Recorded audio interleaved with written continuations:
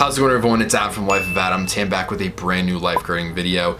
In today's video, I'm gonna be talking about how to pass and how to study for the lifeguard final exam in 2024. This is an exam that you gotta get an 80% or higher, and it's something that you're gonna have to take again every 2 years when you get recertified as a lifeguard. So today I'm gonna give you guys my best tips on how I passed and how I studied for all these exams. Now, before I dive into this, if you guys are new to the channel, I make a bunch of lifeguarding content about how to pass the course, how to pass the swim test, basically everything you can think of, tips on the job. So definitely consider subscribing and liking the video if you're new to the channel. Also, I have a series on my channel where I go over test questions that you're gonna face along with the answers to those questions. So if you watch those videos after this one, you'll be really good for the final exam. Now, the lifeguard final exam is broken out into 3 categories. The first category is gonna be about water rescues. So you're gonna receive questions about different types of rescues that you perform, when to perform them, and like scenarios and situations. The second category is gonna be first aid and general lifeguard knowledge. So it's gonna be like facility, equipment, weather, what are the names of certain cuts, what kind of first aid should you provide if this person has this condition or symptoms to an illness, like that kind of thing. So those are gonna be the questions in the second category, which is general pool knowledge and first aid.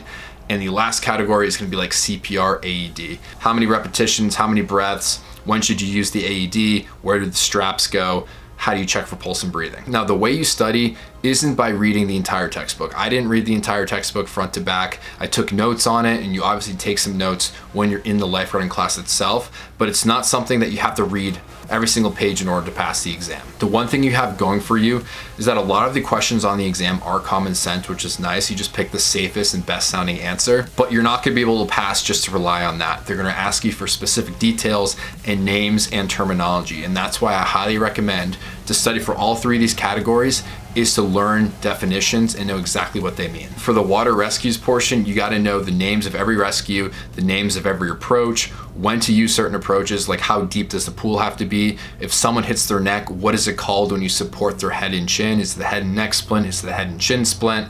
What kind of approach should you use if they hit your head on the diving board? You wanna do the slide in approach because you don't wanna like disrupt the water if they have a neck injury. So these are the kind of things that you wanna learn and study for.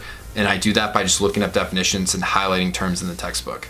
And the second portion, for the first aid portion, learn the names of all the cuts, learn all the symptoms. So if someone has a heart attack, what are the symptoms that signal that they could be having a heart attack? If they're overheating, if they're freezing, if they're about to have a stroke, learn all of the signs that lead to this. And also learn about how long does the pool have to be closed if there's thunder and lightning, what happens if someone throws up in the pool, like those kind of procedural things is gonna pass you through the second category. And the last category is all gonna be about the amount of compressions you have to do, the amount of breaths you have to do, how long to check for pulse and breathing, what are the differences between a kid, an infant, an adult, and what are the reasons for stopping CPR, and how to use the AED. So if you know the definitions for all 3 of these categories, couple that with common sense questions, and you highlight important things from the textbook without reading the entire thing, you'll be completely fine. So I alluded to this earlier, but what I did was I just go chapter to chapter, highlighted the main terms, wrote them down on flashcards, went through them, and practiced CPR in all the situations in my room with a pillow. And that's how I got into a really good spot so I could pass all these exams. So I hope you guys enjoyed this video, found it helpful. Definitely like and subscribe if you're new to the channel.